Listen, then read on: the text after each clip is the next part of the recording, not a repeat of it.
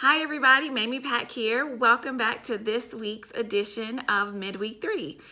So I thought we would kind of chat a little bit about creating safe spaces for our spouses and our children to want to talk to us.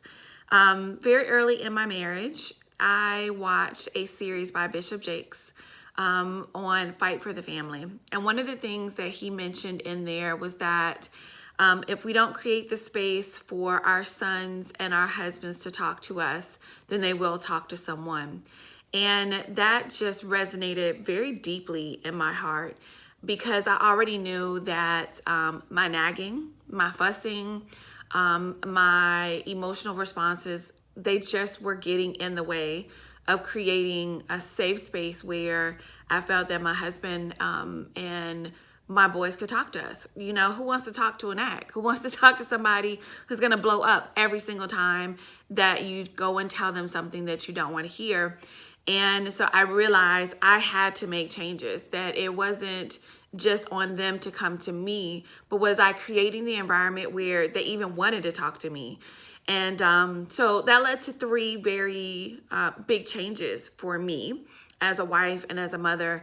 And the first one was that I had to admit that I was part of the problem, that it was no longer okay for me to say, well, if you would not have done this, then I wouldn't have done that.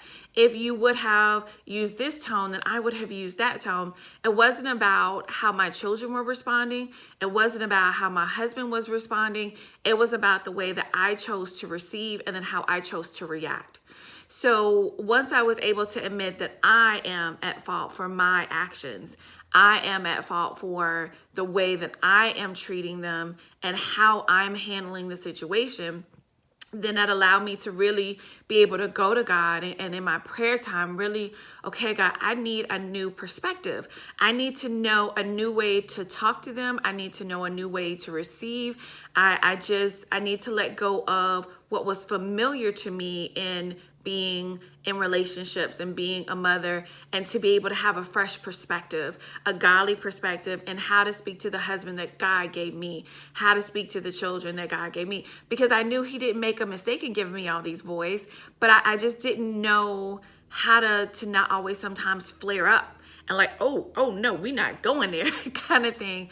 So the first step was just really admitting my part and me being able to say, I need help, I need change, and that I am going to be responsible for how I choose to respond.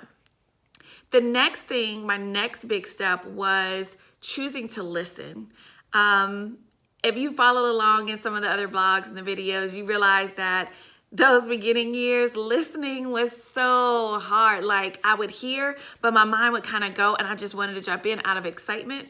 And when I realized all that did was teach my husband and teach my sons to shut down because I was not listening to what they had to say. I only wanted them to hear me. And so I really just chose to lean in and chose to really, like, sometimes I would have to say in my head, Mamie, be quiet. Mamie, say nothing. Don't speak. Don't speak.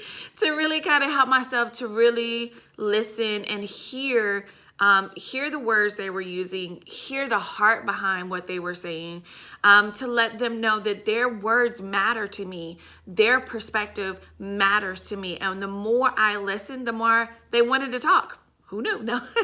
And so that whole scripture about being slow to speak, quick to hear, slow to anger, oh my gosh, that became something I told myself over and over and over again. I would tell Mamie, slow to speak, slow to speak, slow to speak, because I just wanted to talk. I wanted to give my advice, my perspective. And it wasn't about what I needed to do. It was about listening for God to reveal to me what it was that was going on and how I could pray for them. And if there were actions that I needed to do, what those actions needed to be and not the reactions. So once I prayed about it, then I started listening.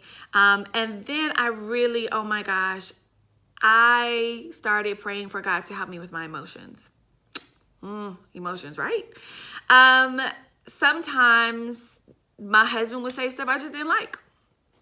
There's no other way for me to explain that. If you're a wife, you know that they just say stuff and you're like, really? did you mean to say it like that? Like, yeah.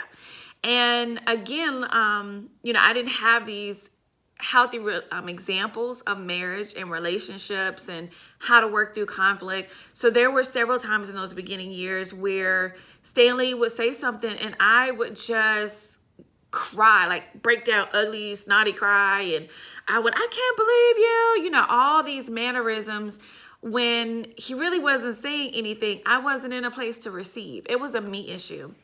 So I really just started going to God about, all right, Lord, help me with my emotions. But in addition to praying about it, I also knew I had to make a decision every time these opportunities came up. I had to choose to stay calm.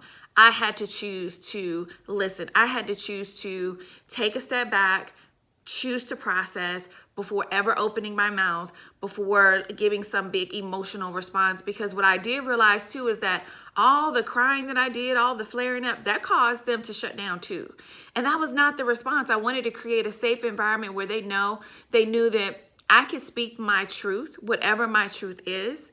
And mama is going to hear me. My wife is going to hear me. We can talk about this. Or maybe sometimes they don't even want to talk. They just want to share. And I need to create the space where they just want to share. So what does that look like walked out on a daily basis for me? What that looks like with my sons, and there were a lot of mistakes I made in the beginning years of being a mama. Like, whoa. But thank God for his grace and how he renews us and how we're able to learn. So mamas out there, if you feel like, oh, I've messed up so much, you have not. God's grace is so good that you can start today to do something different. So what that looks like walked out for me with my sons. I do one-on-one time with them. I sit down, I get on their level, I listen, I ask the questions. Is this something you just want to share with mama? Or is it something that you want to talk about? To give them the opportunity. Sometimes they don't want to have the discussion. They don't want the advice. To give them time to be able to come back to me and say, hey mom, I was thinking about this. What do you think about that? So that it also teaches them about coming and asking for help. Because sometimes I could have a bad habit of unsolicited advice. So that helps me to also be disciplined. What it looks like walked out with my husband and I. Again, when he comes home and we talk, I don't have my phone out. I'm not looking at TV. I'm not multitasking. I don't have my hands in the dishes. Like, I really sit down and I ask him, those questions of how can I help you today? What can I include in my prayer time for you today? What is it that would help make this better? Like, I'm asking him the questions to see what, from his perspective, what it is that he feels that he needs from me as a wife. And I'm listening to the responses. What could I do better? And sometimes what he says I can do better, it can feel a little, you get a little sting there. But it's all for the good. And so I make sure I have those conversations with him. And when he does share something that I don't like, I pause. I'm not quick to respond. And instead, I go back to God about this. Okay, Lord, what in this is true? What in this do I need to grow in? What in this can I learn to communicate better to my husband with? So I want to thank you for joining me today for Midweek 3 as we talk about ways to create safe space for our husbands and our sons. And I hope to see you back here soon. Have a great week.